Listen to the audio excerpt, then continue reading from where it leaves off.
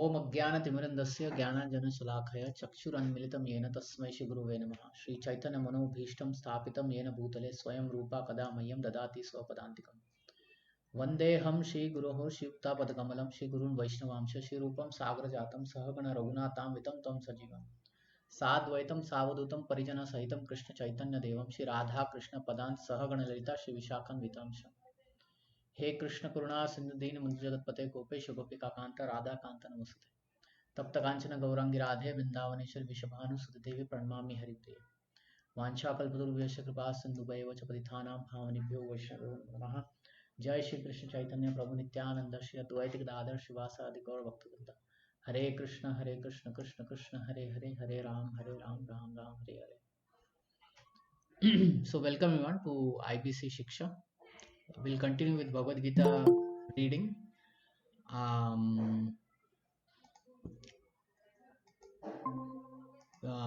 Continue with Bhagavad Gita reading, chapter 13. We are in verse number 19. Hare Krishna Prabhu, Dandavat Pranam. Hare Krishna, Dandavat. Okay.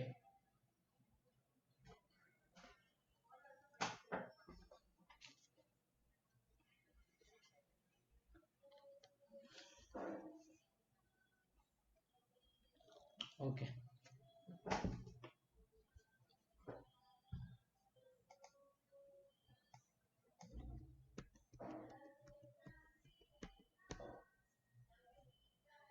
So we were reading about the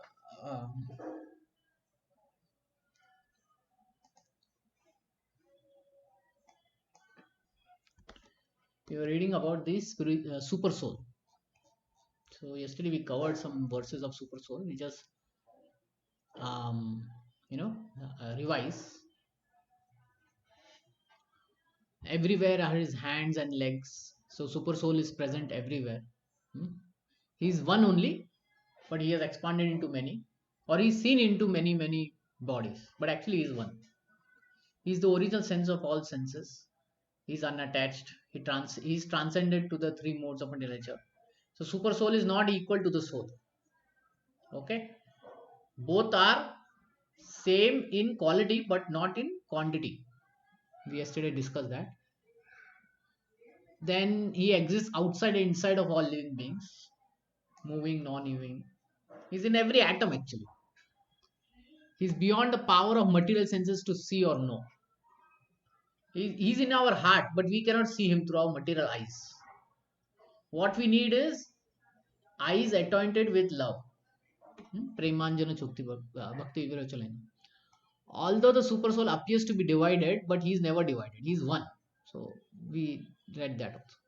Then he is the source of all light in the luminous objects. He is beyond the darkness unmanifested, and he is the knowledge.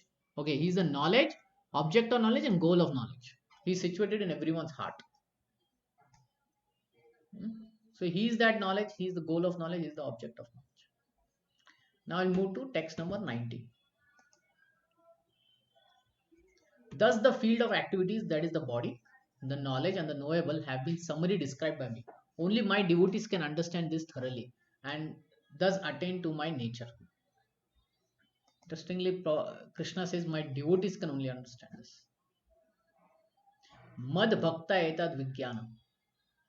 He uses the word bhakta. So only my devotees can understand this.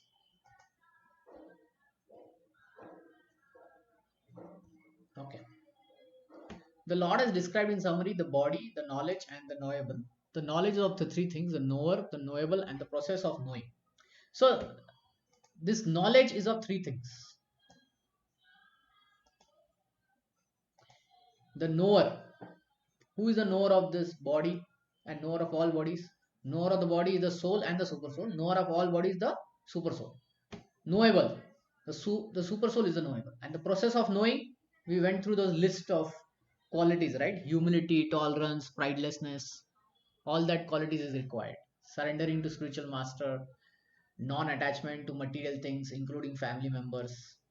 All that thing is the process of knowing. Combined, these are called Vijnana, or science of knowledge. Perfect knowledge can be understood by unalloyed devotees of the Lord directly. Others are unable to understand. We'll still read further.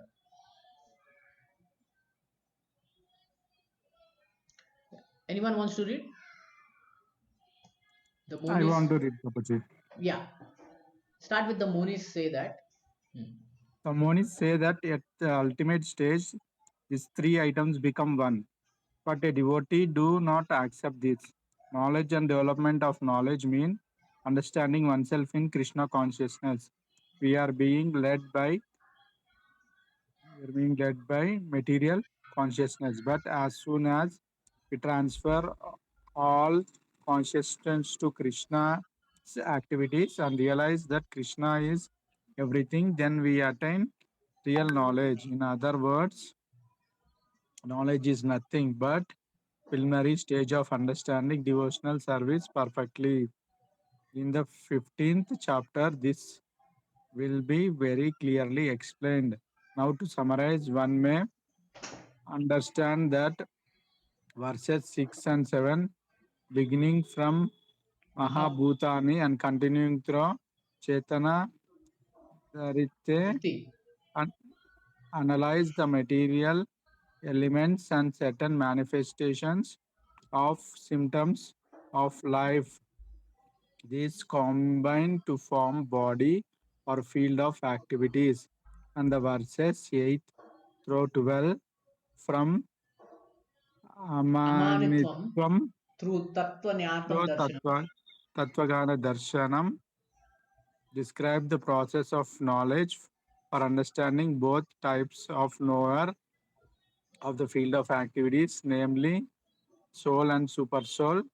Then verses 13 through 18, beginning from Anadi Mat Param and continuing through Ridhi Sarvasya Vistitam, describe the soul and supreme lord or the super soul.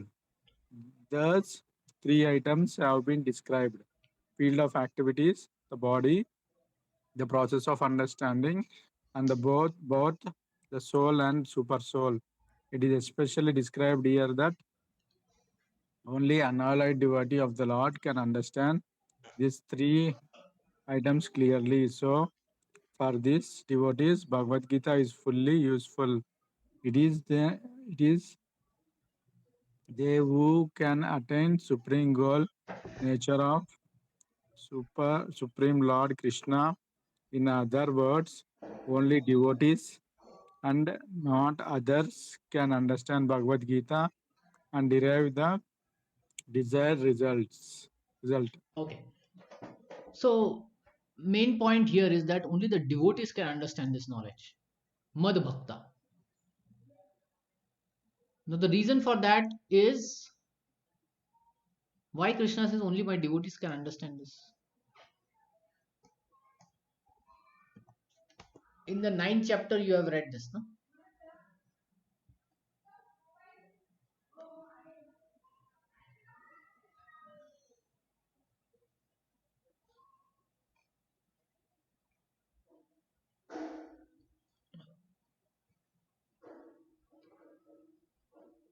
Yeah. My dear Arjuna, because you are never envious of me, I shall impart to you this most confidential knowledge and realization. And in the 7th chapter also,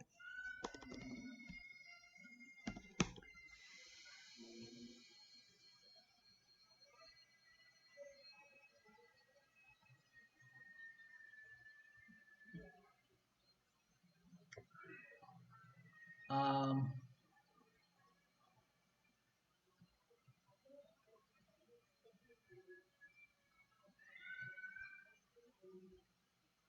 maybe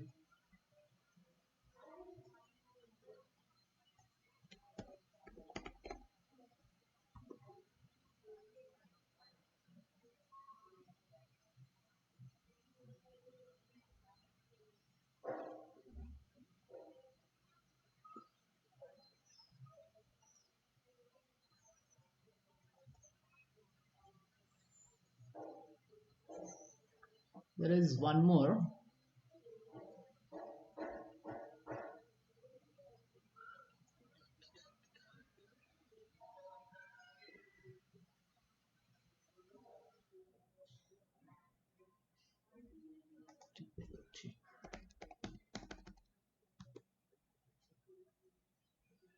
There is one more place that Prabhupada, Krishna.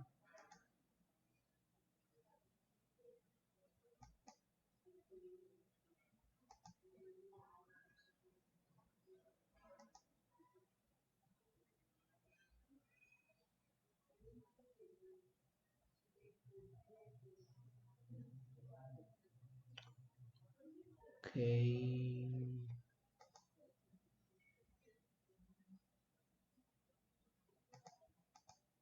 Okay. So I think only 9th chapter he says, because you are never envious of me. So this is this is a devotee. He's never envious of Krishna. So Krishna can tell his glories. Suppose you get, let's say, 1 crore rupees lottery.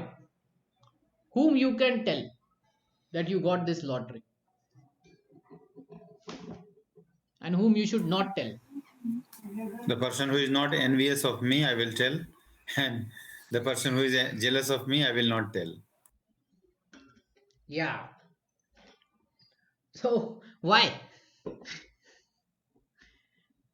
And here, Arjuna is a No, no, dear. no. The Arjuna is a question is, devotee. if when you get 1 crore rupees lottery, you said you won't tell this to a person who's jealous of you. What will happen if you tell to him? If somebody is jealous of me, and if I tell this like happiness, then he will do some or the other harm to me, right? Yeah. Some or the other, he will cook something against me, Yes. and he'll become enemy. Even if he is not an enemy, he'll become an enemy. Okay, okay.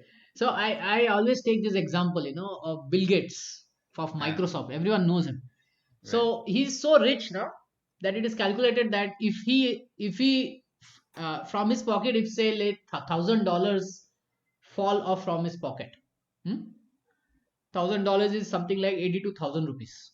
hmm, Let's say that much amount falls down from his pocket. By the time he goes and picks it up, he has already earned $1,000.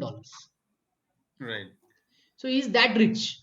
Now, if he has to say all of his richness and all that to everyone, then everyone is not going to appreciate him. right, Some of them will have jealousy, like you said, and someone will try to harm, and someone will try to make joke of you, right? right. Hmm? Suppose you have done PhD or something, big degrees is there, and in an interview, if you're asked, tell something about you, then you can tell, I am PhD, I'm this, I'm that. I worked here 10 years, I worked there 20 years, like that. So But there, there also, we cannot say that I got a lottery of 1 crore no, rupees. not lottery, but the point is that that time you have to tell all your skills and all that, because in an interview Right, you are asked for that, and right, they are not jealous of you, they are hmm, unbiased.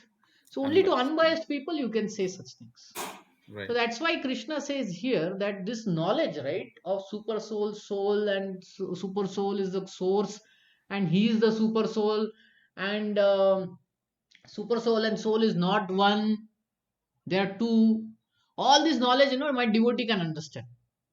And that's what we see in the spiritual circles, so-called spiritual circles. We see, people having various philosophies.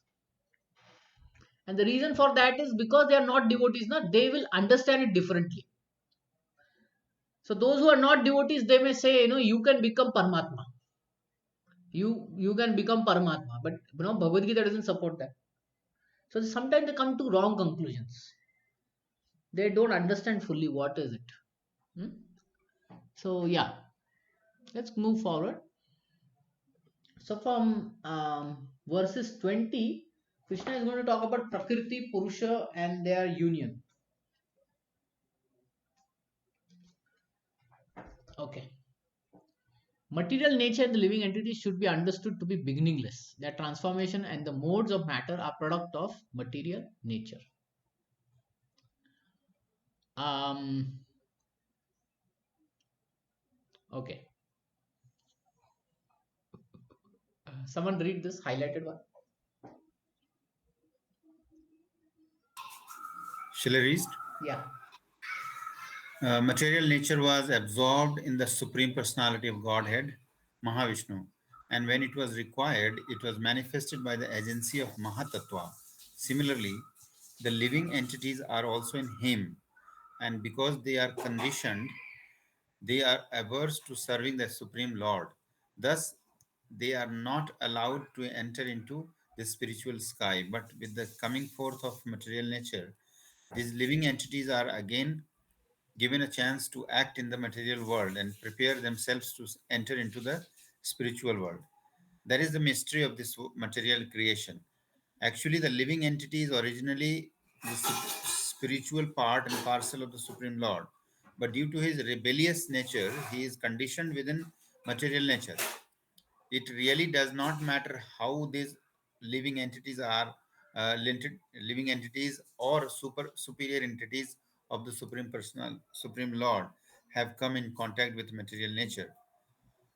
The Supreme Personality of Godhead knows, however, how and why this actually took place. Hmm. So here a lot of technical thing is explained because the Right. verse itself says that first of all they are beginningless. Beginningless means there is no time zero for it. So basically, when Krishna is there, the living entity is also there, mature material nature is also there. They are not created anytime. Okay. Now transformation happens. Material nature transformation happens, right? There is earthquake, there is floods and all that. So it keeps changing. Transformation is happening. From the mud we can make a house, and then it gets destroyed back into the mud like that. And the modes of material nature, they are all product of the material nature. And in this section we read something about Mahavishnu Mahatattva, right? So we'll just look at it.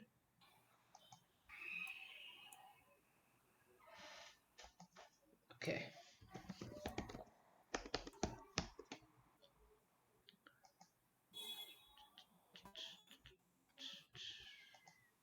Let's see if it is here. The cosmos.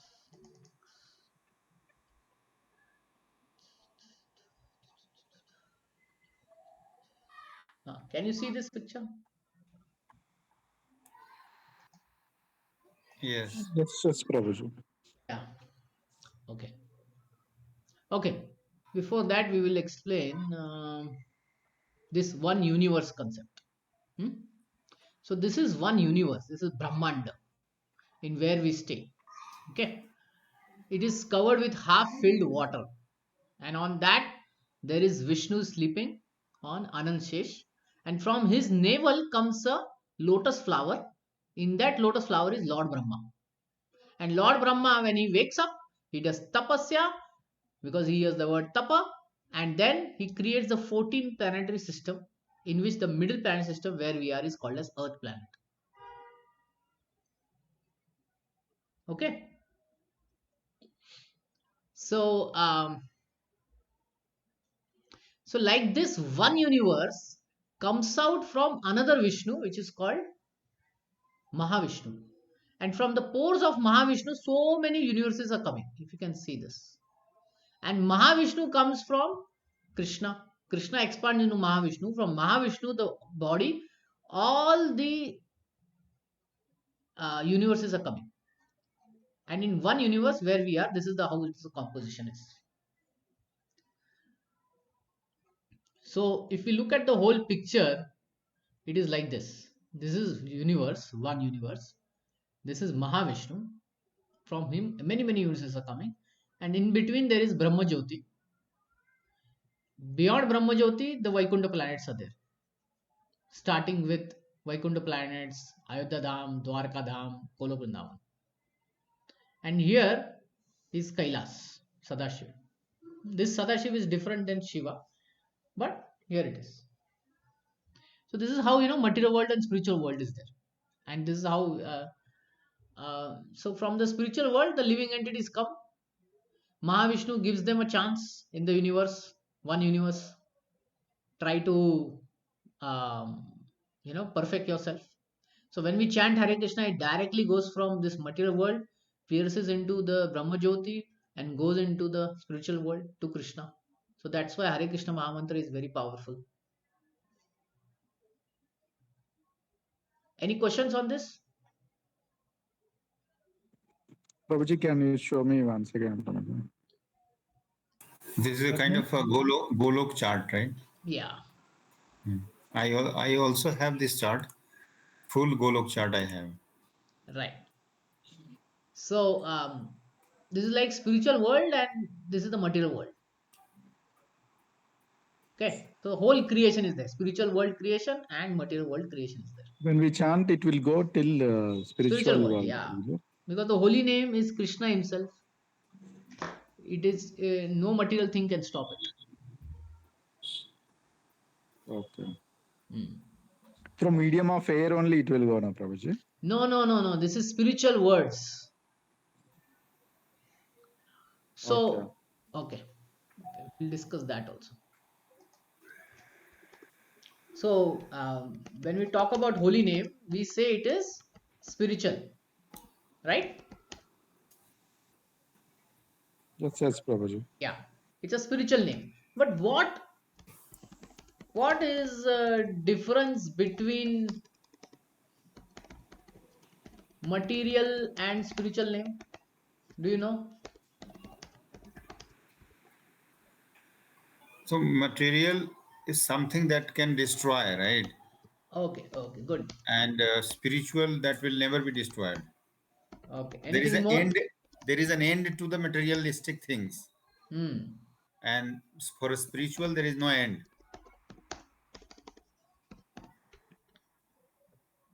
Okay, there is both start and end. There is a start and end. Yes, This is beginningless. and Okay. spiritual is like ananta. Ha. Ananta. Neither start nor end. Okay, good. Yeah, it is beginningless. Hmm. Beginningless. Anything more?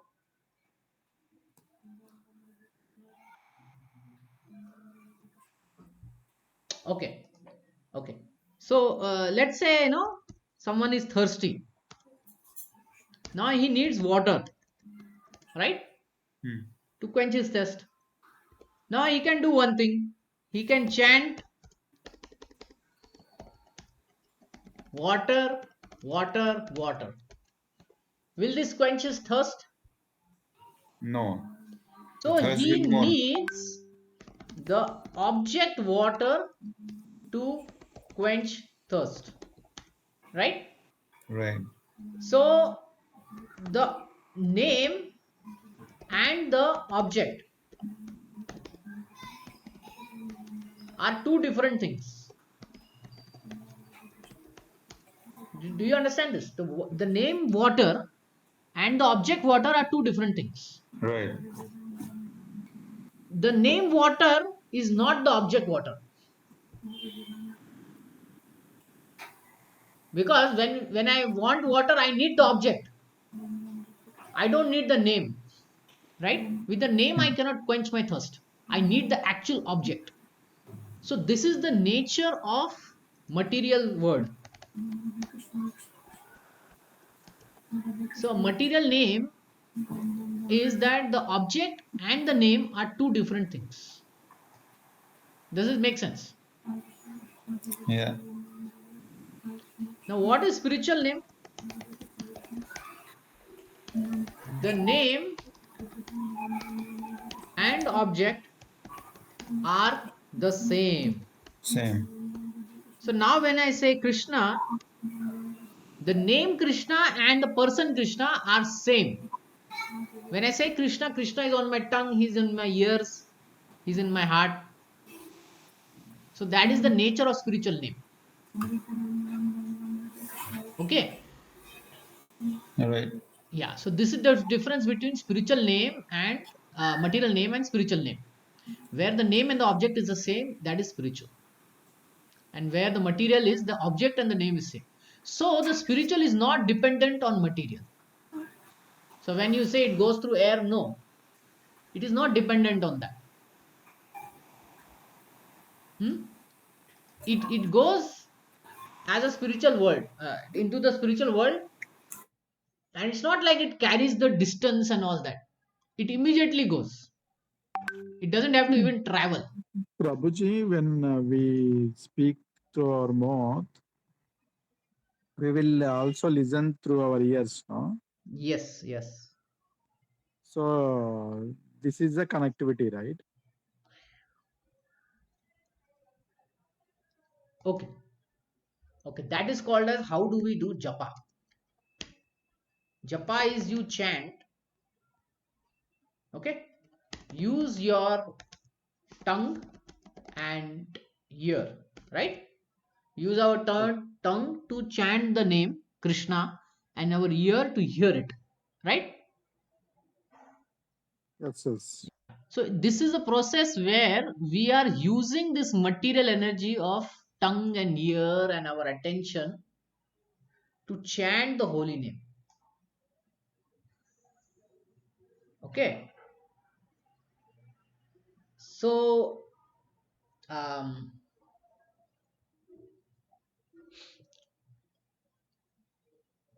so it's like a sacrifice. We put some wood in the fire, right? And that fire is the tongue of Vishnu. So we utilize these energies to create the sound Krishna. But that sound Krishna is nothing but spiritual.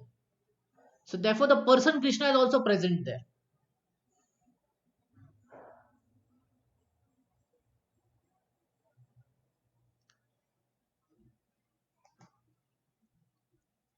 Do you understand?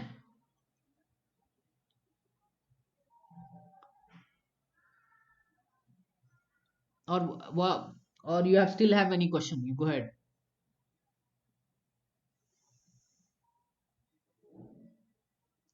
We Difficult may, to imagine, Prabhuji. well, at least we Difficult should to understand that comprehend. the name and the object are the same in case of word Krishna. When I say Krishna, Krishna is on my tongue, he's in my ears, like that. Because we have experience of material name, right? Where the object and the name are two different things. Like I took the Yeah, example of this is water. clear.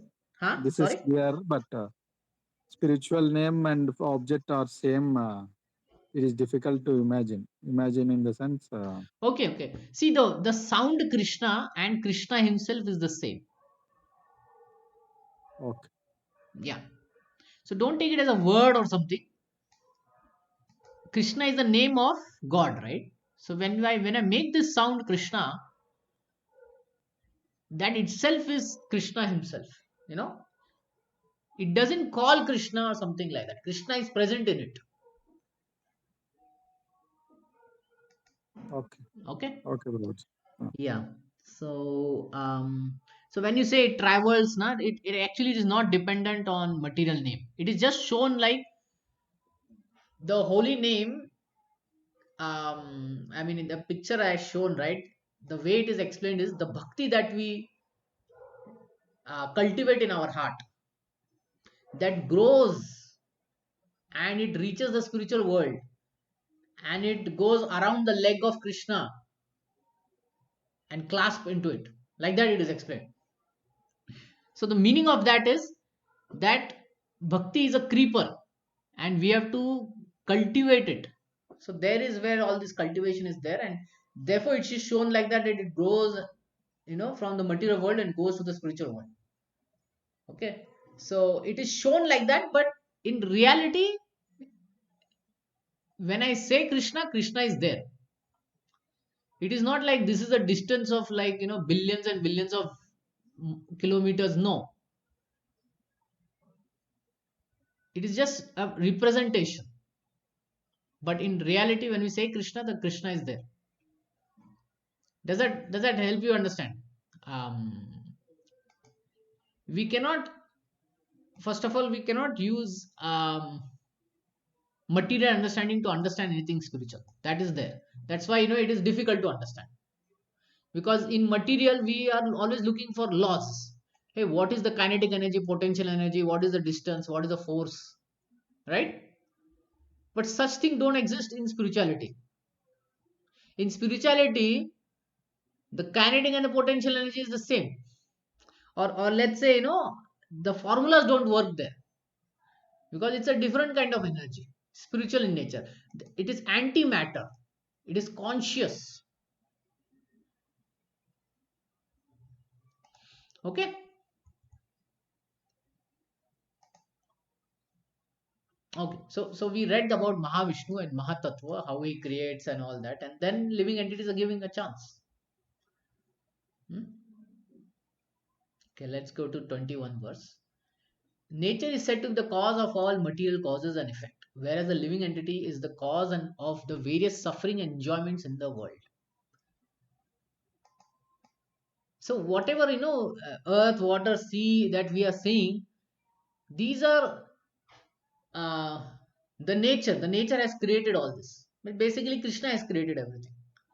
Okay, but then who creates the suffering and enjoyment in this world? The living entity only creates that thing. The living entity creates. How he creates? He he acts in a particular way. Like he like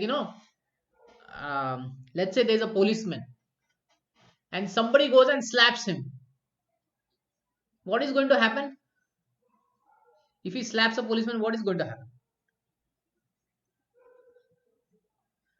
Will there be suffering or will there be enjoyment? Suffering. There'll be suffering, right? So like Yes. that, the living entity is the cause of his suffering because he did this. If he hadn't done that, then he doesn't have to go through that suffering. Okay. Now the nature creates fire. If the living entity is not careful with fire, what will happen? Suffering. The fire will burn his house, burn his hand, everything, right? So he has to be careful in handling it.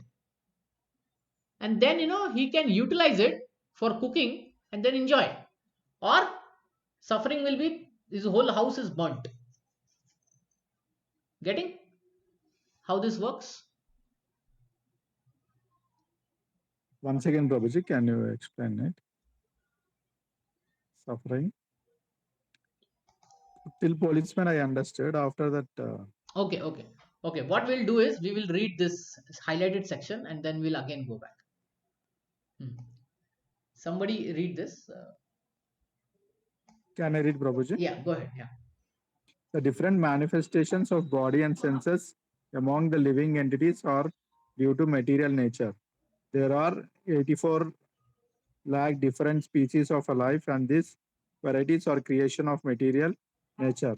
They arise from the different sensual pleasures of living entity who thus desires to live in this body or that. When he is put into different bodies, he enjoys different kinds of happiness and distress. Yeah. So just hold on. So the living entity, he takes many bodies, right? Yes, yes, Different bodies, reptile bodies, human body, plant body, and in that he is enjoying different kinds of happiness and distress. Agreed? yes, So he is the cause of his happiness and distress because he takes these new bodies now. That's why the body is given for him to perfect his life, but he is more interested in experiencing that body and utilizing it in a wrong way. So then Bhagavad Gita comes to rescue and tells him how to use this body effectively, where you can utilize it for your livelihood, and at the same time you can liberate also. Getting? yes, Prabhuji. Okay, go ahead. His material happiness. His material happiness and distress are due to his body, and not to himself as he is. In his original state, there is no doubt of enjoyment. Therefore, that is his real state. Because of the desire to the Lord it over material nature, he is in material world. The spiritual world, there is no such thing. Spiritual world is pure, but in material world, everything is struggling hard to acquire different kinds of pleasure for the body. It might be more clear to the state that this body is effect of senses and the senses are the instruments for gratifying desire. The sum total body and instrument senses is offered by material nature, and as we will be clear in the next verse, the living entities is blessed or Damned. damned with circumstances according to his past desire and activity. According to the one desires and activities, material nature places one in various residential quarters. The being himself is a cause of his attaining such residential quarters and his attendant enjoyment or the sufferings. One placed Once placed in some particular kind of body, he comes under control of nature because body being matter acts according to the laws of nature. At that time, living entities has no power to change that law. Suppose an entity is put in the body of a dog, as soon as he is put into the body of dog, he must act like a dog. He cannot act otherwise. And if the living entity is put into the body of a hog, then he is forced to eat stool and act like a hog. Similarly, if the living entity is put in the body of demigod, he must act according to his body. This is the law of nature. But in all circumstances, super soul is with individual soul. That is explained in Vedas.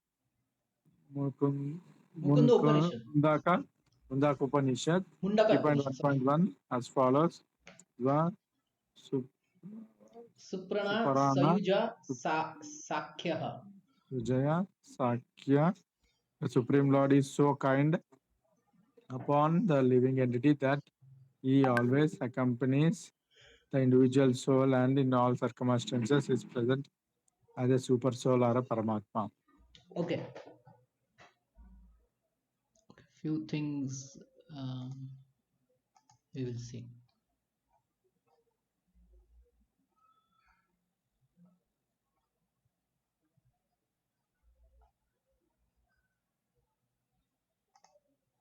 Okay, so there are three costumes, right? If I ask you which costume you are going to choose, what will be your answer?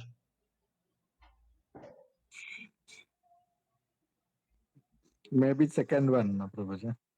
The middle one. Middle one. And any other option?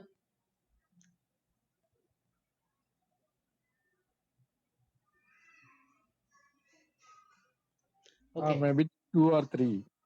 We don't know. But You two, want I this feel it or is. this? In which costume you will be comfortable? Tell me that. Comfortable is one. One only, right? One only, yes. So if we are in costume 2 and 3, are we going to be comfortable? No. So there will be some discomfort in this, and there will be a lot of discomfort in this. So, depending on our desires, we get different kinds of costume that we have to wear. The soul has to, take different kinds of costume. And then what that costume gives him, like a dog, then he has to behave like a dog. As a hog, he has to behave like a hog. Like that. Yes, yes. Hmm. In all this house, which house you are going to pick up? Hmm. Suppose we go to some place and they Second make last us one, Prabhuji. the igloo. Which one? This one, igloo. Second row, last one. The Wabble and the Dob house, huh? Wattle and the Yes. Dob house. Okay, but the point is, suppose you go to some place and they make you stay in, let's say, this house, igloo house. Then, will it be comfortable there or not? Not so much cold, no, Prabhuji. Yeah, it will be discomfort. So then, we have to face that issue. But let's say if we get a palace, then we'll be happy in the palace, right? Because that's where our, we'll have some freedom and facility and features, right? Yes, yes. So bodies are like different kinds of buildings. Different bodies that we get are like different kind of building. Once we enter that building, till we exit, we have to face all that the house is giving, right? Yes, yes, yes, Prabhuji. Yeah. So how do we get this house, or how do we get next bodies? That is the question. So if you look at this right hand side, let's say if we are to buy a car, okay, what is the main thing that will decide the car? Which car we can buy?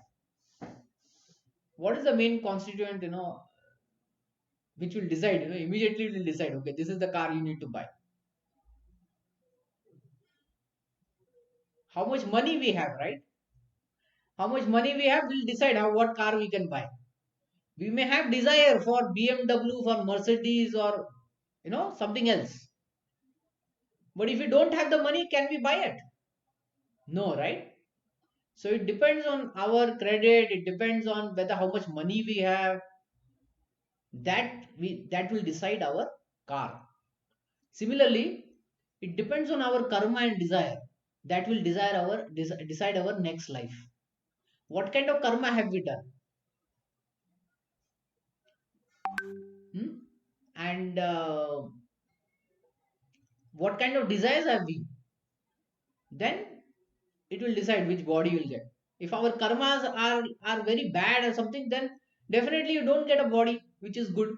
It will be a terrible body that one will get, animal body or something.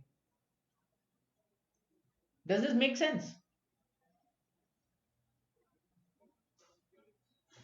Then in this case, free will is dangerous, no, Prabhuji. What did you say?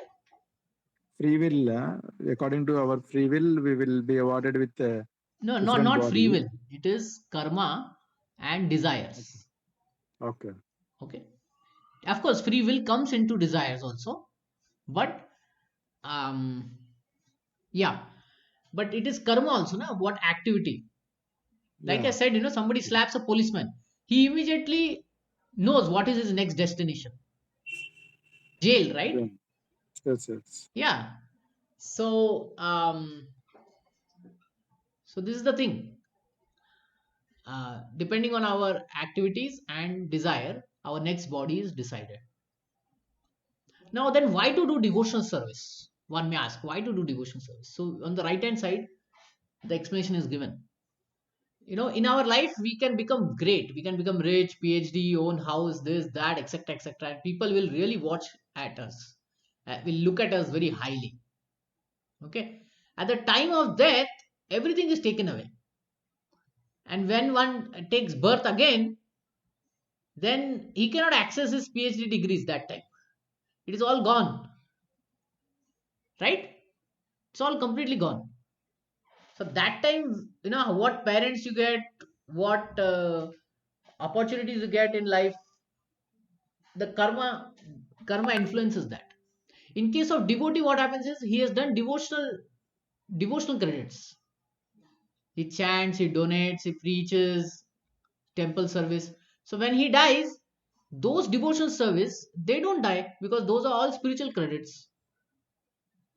And when he takes birth next life, he goes into a family where there are already devotees, and from birth only he starts becoming a devotee. So this is the power of devotional service, that it is not destroyed at the time of death, while everything else is destroyed. Getting?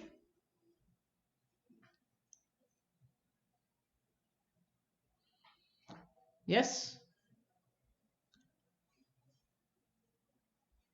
Any questions on this? Material will be destroyed Yes, for material everyone. accomplishments, material possessions, everything will be destroyed at the time of death. We see that, right? Yes, yes. We see that so many rich people die. And then in their next life, are they accessing the present richness that they have? They No. created so many companies and big bank balance. Are they accessing it? No. It just goes to the family. That's it. And that particular soul goes to the next destination. And that Oh, destination decided on his karma and desires. Now, if you become a devotee, our karma will change. Our desires will change. So definitely next life we will take birth in a devotee family so that we can still continue devotional service. Okay? Okay. Yeah. So the living entity in the material world thus follows the ways of life, enjoying the three modes of material nature. This is due to his association with that material nature.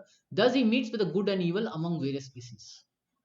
So among various species, he faces all the good things and the bad things in that until he comes, he purifies and then again he gets a human body.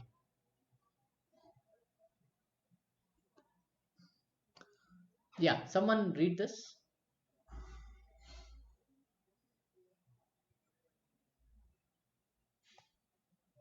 Anyone? Can you read?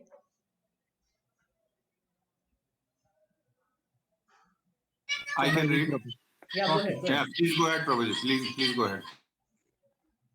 How he is put into such different bodies is explained here. It is due to the association with different modes of nature. One has to raise, therefore, above three material modes and become situated in the transcendental position. That is called Krishna consciousness. Unless one is situated in Krishna consciousness, his material consciousness will oblige him Oblige. to oblige him to transfer from one body to another because he has material desires since time immemorial, but he has to change that conception. That change can be effected only by hearing from authoritative sources. The best example is here. Arjuna is hearing the signs of God from Krishna, the living entity. If he submits to this hearing process, will lose his long cherished desire to dominate material nature and gradually and proportionately as he reduces his long desire to dominate, he comes to enjoy spiritual happiness. In Vedic mantra, it is said that as he becomes learned in association with Supreme Personality of Godhead, he proportionately releases his eternal blissful life. Yeah. So same thing we discussed, right? He goes from one body to another, and here the things about decided like the three modes of material nature are decided, right? So the next chapter that we are going to read is the three modes of material nature. So when we come there, we will go in detail. What are the three modes of material nature? How they influence us? Okay.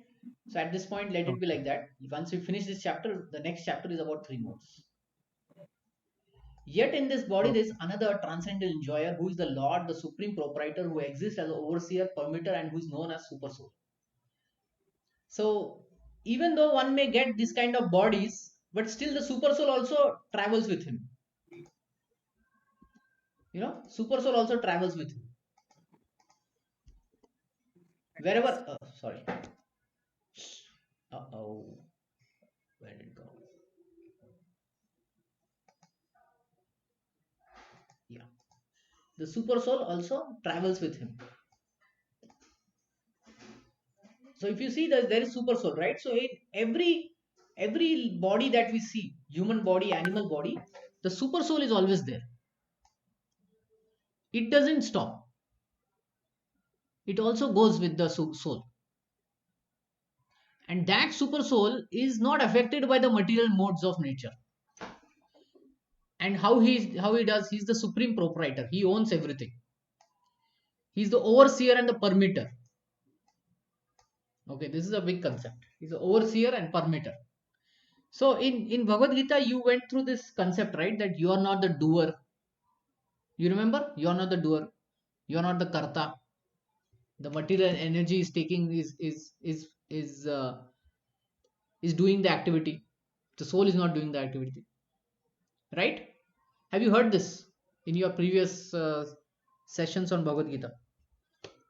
You are not the doer. Arikarta, somewhere I had Prabhuji. Nakarta, Arikarta, something. Okay, I okay. exactly not remember. Right. We'll just see it here. Prakrite kriyamanani guna karmani sarvasah ahankara vimuda atma kartahamiti manyate. He falsely think I am the karta, I am the doer, but actually he is not the doer. These are carried out. These are carried by the three modes of material nature.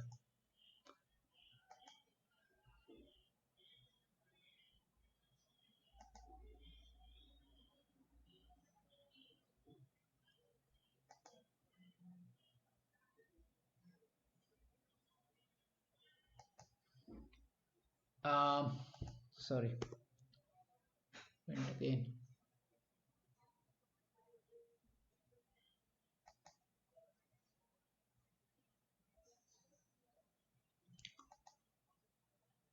Okay, in the 18th chapter, right? In the 18th chapter, it is said. Is this 18th chapter? In the 18th chapter, we will discuss about this karta, doer and mentorship. Okay, in the 18th chapter, in the 15th verse, this concept is said. Oh no, not this one. Sorry.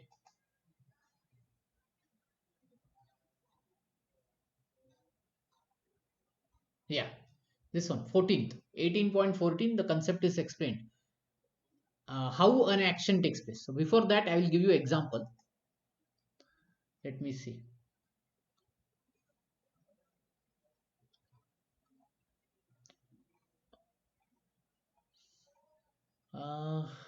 Sorry.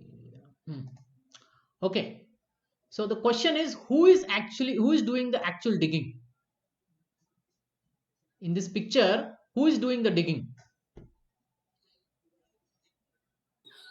Supreme Personality of Godhead actually doing. Krishna is doing the digging. No, Krishna is not doing the digging. So who is doing? You tell me. Yeah, because like whatever happens is because of Krishna only. Because we are not the doer. We are not the doer.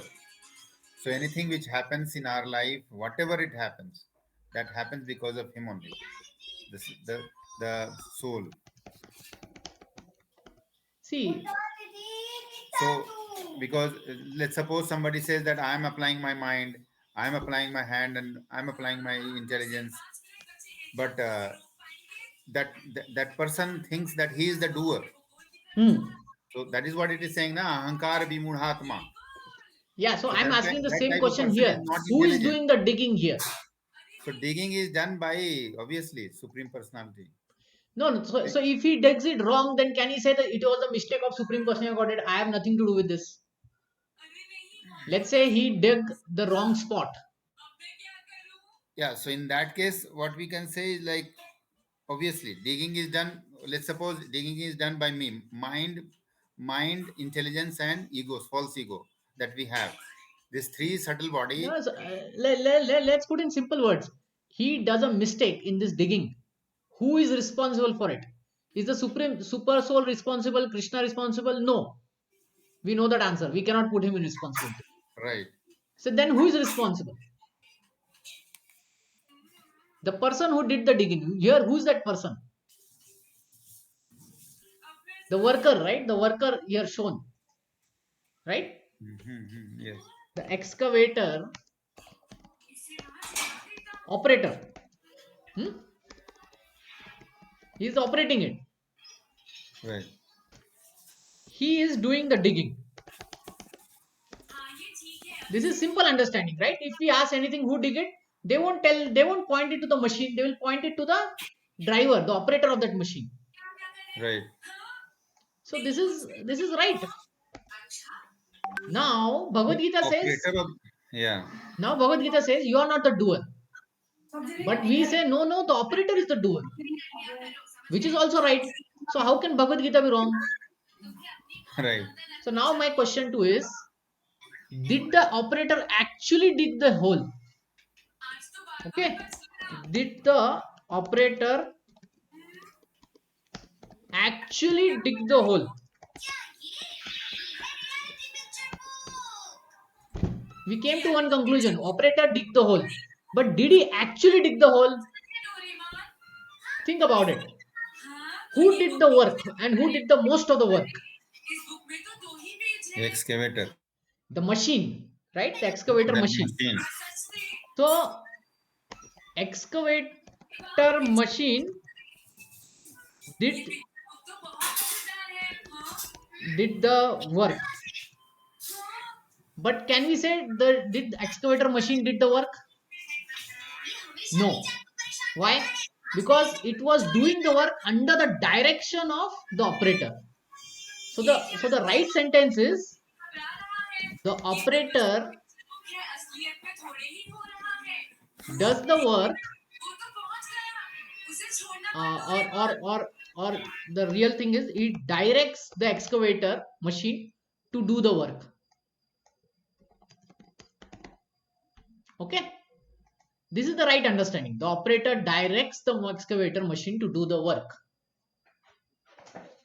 So now the question comes, when we say doer, the doer mentality is what? I did it, right? I did it. Right. But in reality, do we do it? No.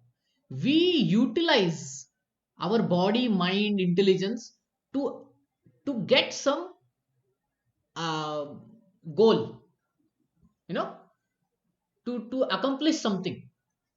We are utilizing this body, everything to accomplish something. Yes. Now, suppose our body is weak. Can we accomplish it? No, right?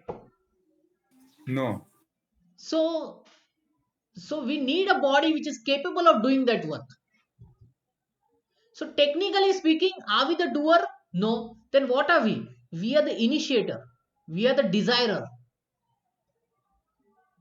And then the work is actually taken care, is actually done by the body. Here in this case, the excavator is actually digging it. But who initiated it? The operator initiated it. Okay. So in that case, are we the doer? No.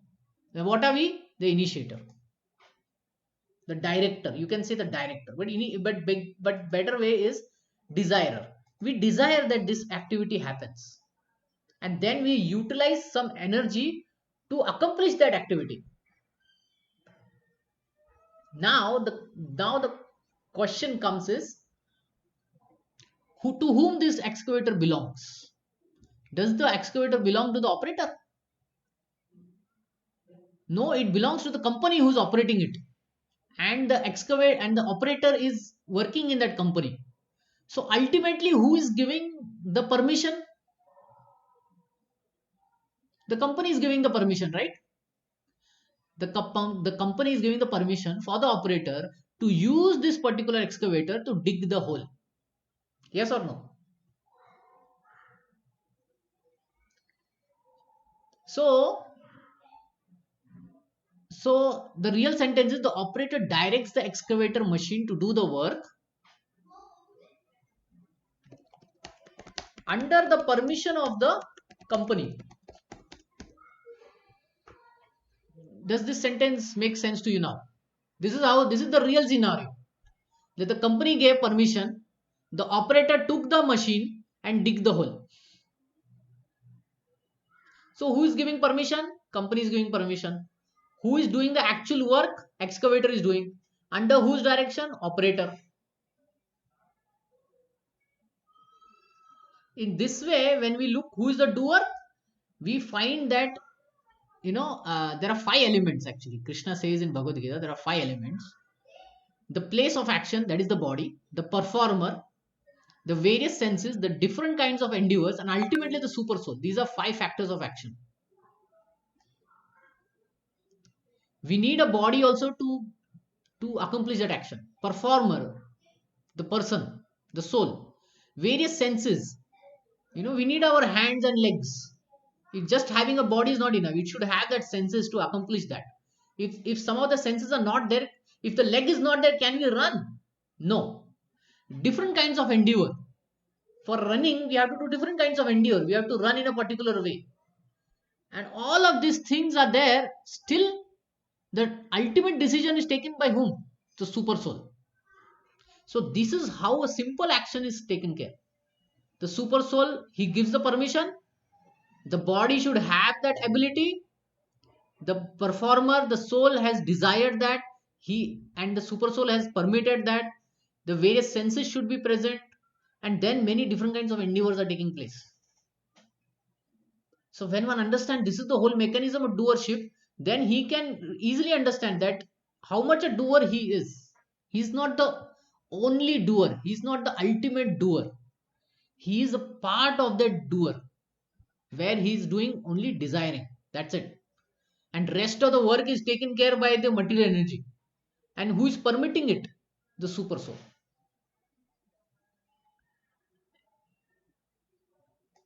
Any questions?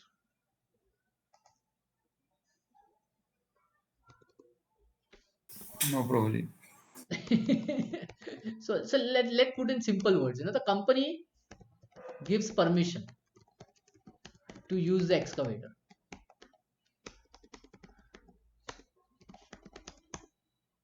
Operator desires to dig.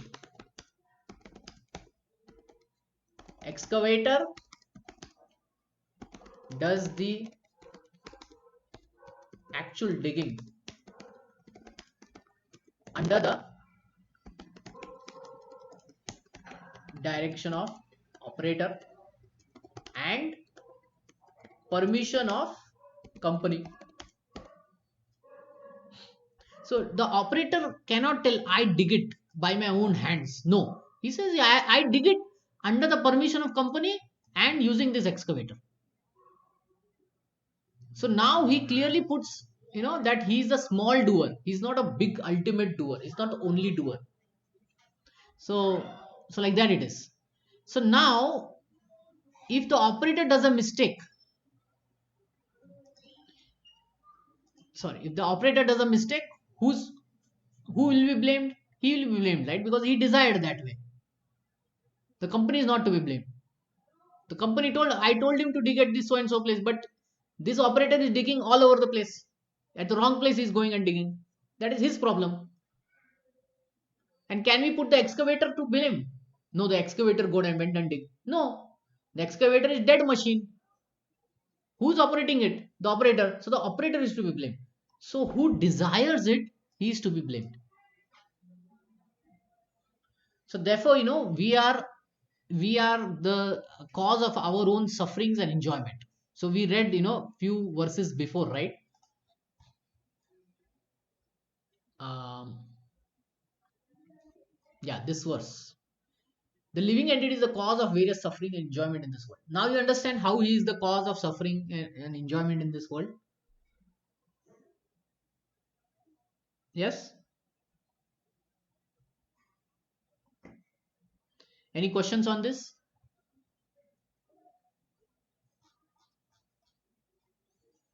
Yes. Any questions? No, Prabhu. Okay. We just read this part, right? And this is verse number 23. Okay. Okay. So it's time is there. It's not there. Time is done. 1 hour is done. Any last questions or comments? Any last questions or comments? No? Okay, so we'll close for the day, and next week we'll meet and continue with the 23 third verse. Thank you very much. Hare Krishna.